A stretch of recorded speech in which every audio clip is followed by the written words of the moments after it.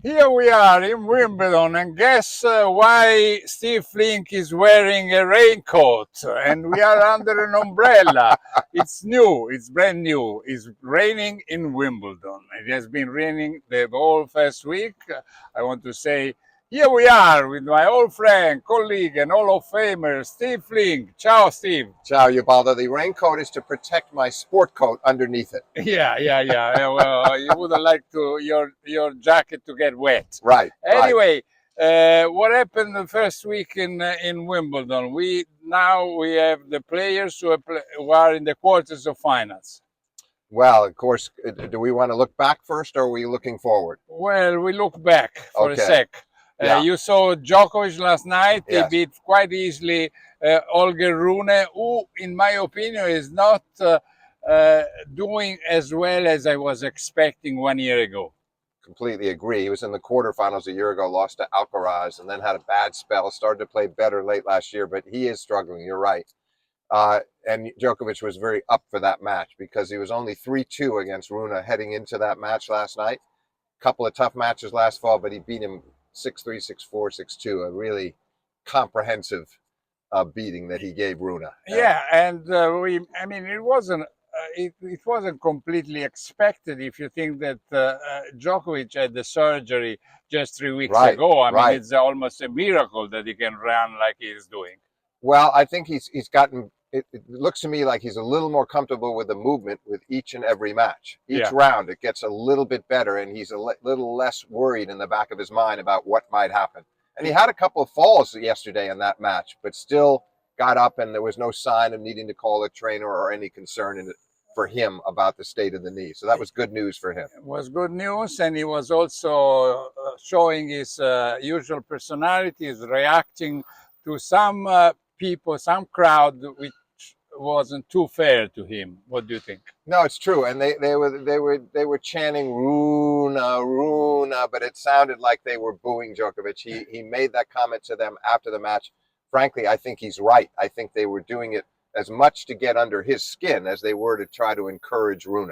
Yeah, and well, Djokovic is being used to being not too liked by the crowd when he played Federer, when he played Nadal, and now even when he plays Rune, which is probably really unfair. But what was good for him, Ubaldo, you're right, a lot of personality, and he plays up the crowd, and he used it as a motivational tool last night. But he won the first 12 points of the match to go up 3-11 the first set, and he cruised through that set. Late in the second, he had some struggles because he was up 5-3, love 40, 6 set points got away, but he served it out, then won the third easily. I think that was good for him after 2 4-set matches that preceded it. Yeah, and now he has to play Minaur, and I think that is good for him because I don't see how he could possibly lose to Minaur. So it'll be a hard physical battle, though. I agree. I think if he's right physically, I think he's a heavy favorite, but he'll have to work harder physically than he has in any other match so far because Minaur is such a great defender, and he extends the rallies, and he's so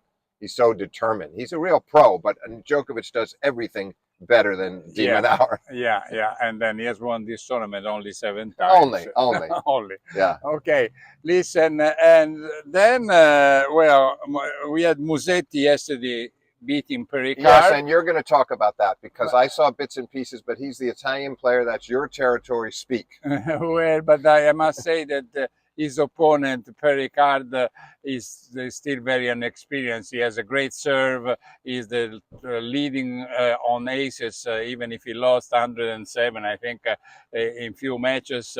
But he is very weak on other sides. I mean, the backhand is really weak.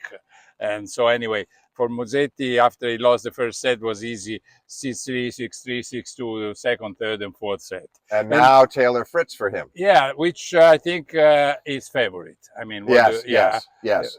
Fritz was good because he came back 2 sets to love versus Zverev, and Zverev had lost 2 sets to love when he played Medvedev in Australia. And then 2 sets to 1 in Paris. Exactly. So that's 3 in a row that he was on the verge of winning. That semi-final with Medvedev in Australia, the final with Carlos and Roland Garros, and now this tough trio of losses for him. Yeah.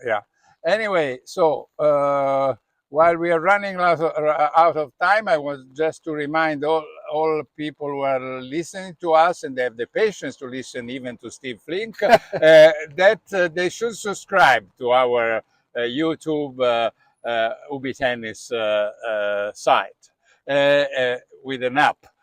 Look, what about today? Very quick, because we are running out of time. Who is going to win between Sinner and his opponent? Sinner wins 4 sets. Do you remember who is his opponent? Medvedev. Bravo! Well done. He has won the last 5 matches, Yes, Sinner, yes. but he had lost the first 6. Right, and Medvedev says he's good at beating players ranked #1. He's trying to talk himself into winning, but I think Sinner would be too good. Okay, and then the Paulini versus Navarro. I think Navarro will win. What about you? Navarro in 3. Navarro in 3. And then what do we have? We have Carlos against Tommy Paul, Carlos Alcaraz, Yeah. and I think Alcaraz again has to go the distance, but wins in 5. Okay, I do agree, and see you tomorrow.